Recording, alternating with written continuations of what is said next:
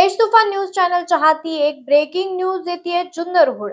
शनिवार दिनांक 22 नोव्हेंबर रोजी जुन्नर या ठिकाणी 4 वाजता 2 मुलं खेळण्यासाठी ईदगाह मैदानाकडे गेली होती। ती गायब झाल्याची माहिती सोशल मीडियावर पोस्ट करत जुन्नर पोलीस स्टेशनचे पोलीस निरीक्षक किरण अवचर यांनी दिली होती।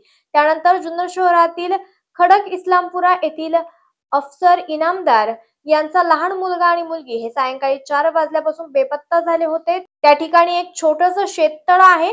त्या ठिकाणी त्यांच्या चपला आढळून आल्यानंतर नागरिकांनी शोध घेतला, कारण त्याआधी नागरिकांनी परिसरात शोध घेऊनही त्यांचा शोध लागत नव्हता। ही मुलं ईदगाह मैदान परिसरात गेल्याचं समजलं होतं। अखेर दुर्दैवाची बातमी हाती आली असून त्या शेततळ्याच्या कडेला या लहान मुलांची चप्पल आढळून आल्यानं तळ्यात शोध घेतला असता या दोनही मुलांचा मृतदेह तळ्यामध्ये आढळून आलेला आहे। त्यामुळे सर्वत्रच खळबळ उडाली आहे।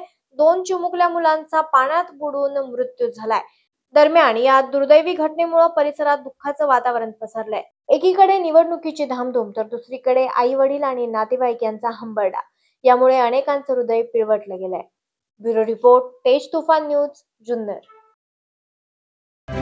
आपण पाहत आहात तेज तुफान न्यूज, न्यायिक व निर्भीड बातम्यांचे सर्वांचे आवडते नेटवर्क।